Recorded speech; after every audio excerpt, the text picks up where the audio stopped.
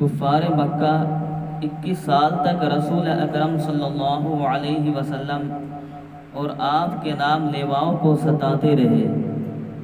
ظلم و ستم کا کوئی حربہ ایسا نہ تھا جو انہوں نے خدا واحد کے پرستاروں پر نہ آزمایا ہو، حتیٰ کہ وہ گھر اور وطن تک چھوڑنے پر مجبور ہو گئے۔ لیکن جب مکہ فتح ہوا تو اسلام کے بدترین دشمن مکمل طور پر رسول اکرم صلی اللہ علیہ وسلم کے رحم و کرم پر تھے،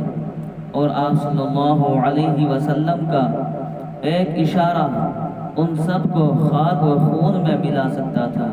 لیکن ہوا کیا؟ ان تمام جباران قریش سے جو خوف اور ندامت سے سر نیچے ڈالے آپ کے سامنے کھڑے تھے، آپ صلی اللہ علیہ وسلم نے پوچھا، تمہیں معلوم ہے کہ میں تمہارے ساتھ کیا معاملہ کرنے والا ہوں؟ انہوں نے دبی زبان سے جواب دیا، اے صادق، اے امین، تم ہمارے شریف بھائی اور شریف برادر زادے ہو، ہم نے تمہیں ہمیشہ رحم دل پایا ہے۔ آپ صلی اللہ علیہ وسلم نے فرمایا، آج میں تم سے وہی کہتا ہوں جو یوسف علیہ السلام نے اپنے بھائیوں سے کہا تھا، اور حضور صلی اللہ علیہ وسلم نے فرمایا، تم پر کچھ الزام نہیں، جاؤ آج تم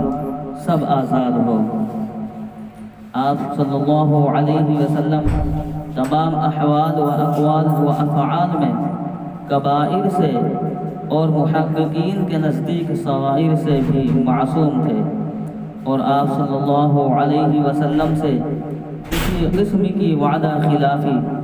یا حق سے اعراض کا صدور ممکن ہی نہ تھا، نہ قصداً نہ سہواً، نہ صحت میں نہ مرض میں، نہ واقعی مراد لینے میں، نہ خوش طبعی میں، نہ خوشی میں، نہ غضب میں۔ جنگ بدر کے موقع پر مسلمانوں کی تعداد بہت قلیل تھی، اور مسلمانوں کو ایک ایک آدمی کی اشد ضرورت تھی۔ حذیفہ بن یمان اور ابو حسین رضی اللہ عنہ،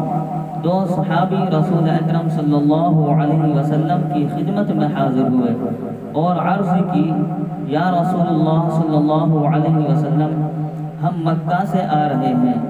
راستے میں کفار نے ہم کو گرفتار کر لیا تھا اور اس شرط پر رہا کیا ہے کہ ہم لڑائی میں آپ صلی اللہ علیہ وسلم کا ساتھ نہ دیں گے، لیکن یہ مجبوری کا وعدہ تھا، ہم ضرور کافروں کے خلاف لڑیں گے۔ حضور صلی اللہ علیہ وسلم نے فرمایا، ہرگز نہیں، تم اپنا وعدہ پورا کرو اور لڑائی کے میدان سے واپس چلے جاؤ، ہم مسلمان ہر حال میں وعدہ پورا کریں گے، ہم کو صرف خدا کی مدد درکار ہے۔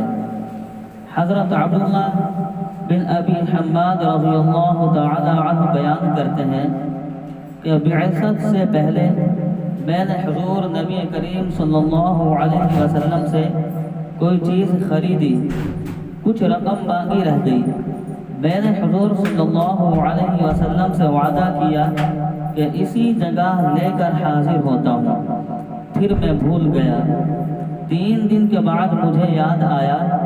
میں وہاں پہنچا تو کیا دیکھتا ہوں کہ حضور صلی اللہ علیہ وسلم اسی جگہ تشریف فرما ہے۔ حضور صلی اللہ علیہ وسلم نے مجھ سے فرمایا، تم نے مجھے مشقت میں ڈال دیا، 3 دن سے اسی جگہ تمہارا انتظار کر رہا ہوں۔ ابو داؤد نے اس کو روایت کیا ہے۔ اس واقعے میں حضور اکرم صلی اللہ علیہ وسلم کی تواضع اور ایفائے وعدے کی انتہا